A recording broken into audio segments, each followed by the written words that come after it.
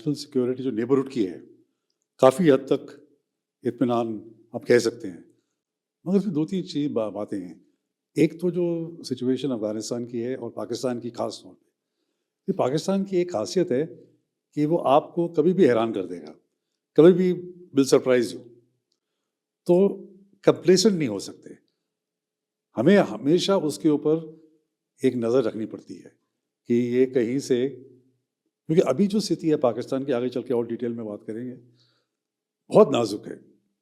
तो इस नाजुक स्थिति में पहले प्रीवियस हिस्ट्री आप लेके 47 से, वो हमेशा एक्सटर्नलाइज करेगा अपनी डिफ़िकल्टीज कि लोगों को यूनाइट करने के लिए। अभी तो पाकिस्तान बहुत पोलराइज्ड है, तो उनको यूनाइट करने के लिए एक तरीका है कि आप हिंदुस्तान से कुछ ना कुछ गड़बड़ी शुरू कर दें, सो लोग यूनाइट हो जाएंगे। तो मुझे लगता है कि नेबरहुड में जो हमें बहुत ख्याल रखना है वो पाकिस्तान अफगानिस्तान की सिचुएशन है, और दूसरी तरफ म्यांमार की जो आर्मी थी, जो एक तरफ बहुत स्ट्रांग थी, उसमें कहीं ना कहीं कुछ प्रॉब्लम चल रही हैं। सो स्पेशली जो हमारा जो बॉर्डर है, म्यांमार आर्मी हैव डिजर्टेड और हमारे इलाके में आ गए हैं, फिर हमें बाद में उसको रिपैट्रिएट करना पड़ा। तो ये दोनों तरफ, श्रीलंका से दो रिकवर कर गए पिछले एक साल से, और वो एक्नॉलेज करते हैं ओपनली कि इंडिया की मदद से ही हम अपने आप को बचा पाए हैं। डिफ़ॉल्ट की तरफ बढ़ रहे थे, डिफ़ॉल्ट मेरे ख्याल से कर भी दिया था, जो इकोनॉमिक असिस्टेंस इंडिया ने दी है।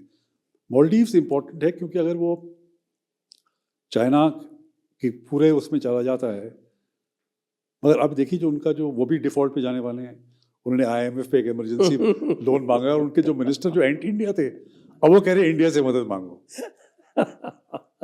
तो डिप्लोमेसी से आई थिंक मालदीव्स पे भी नज़र रखनी है, और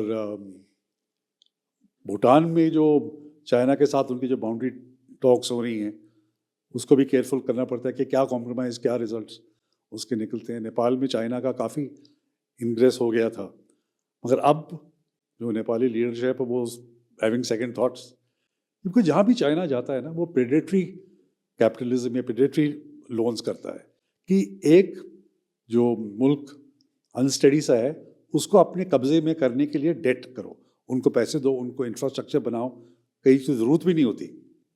जैसे उन्होंने हम्बनटोटा पोर्ट बनाया श्रीलंका में, Sri Lanka did not need it, क्योंकि मगर वो राजपक्षे की कॉन्स्टिट्यूंसी थी। तो ठीक है, अब फिर डेट बढ़ गया, दे नहीं सके, वेंट इनटू डिफॉल्ट। तो इस तरह की जो अब लोगों को ये पता चल गया है, नॉट ओनली हमारे नेबरहुड में भी, अफ्रीका में भी, और कई जगह। इटली तो बैकआउट कर रहा है BRI से। तो जहाँ भी चाइना जाता है ना, वो ये देखता है, अच्छा इनका मोस्टली ग्लोबल साउथ या थर्ड वर्ल्ड में इंफ्रास्ट्रक्चर इज वीक। चाइना ने अपनी एक्सपर्टीज हासिल कर ली है इंफ्रास्ट्रक्चर बनाने की, पर इट इज़ नॉट चीप। तो वो उनको पैसे देता है कि हम आपकी इंफ्रास्ट्रक्चर ठीक कर दें, आपकी बड़ी डेवलपमेंट होगी। People think it will be a game changer. होता नहीं है, वो डेट पे चले जाते हैं, और फिर चाइना अपना पाउंड ऑफ फ्लैश, जैसे हम्बनटोटा कौन ने बोला कि हमको रिलीज पर अब दे दो, श्रीलंका में और कोई नो ऑल्टरनेटिव।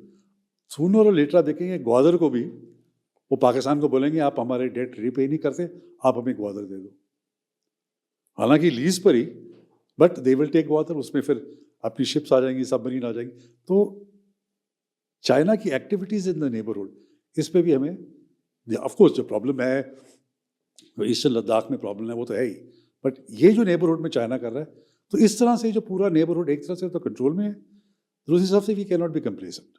हमें इन सब चीज़ों पर कड़ी नज़र रखनी पड़ेगी।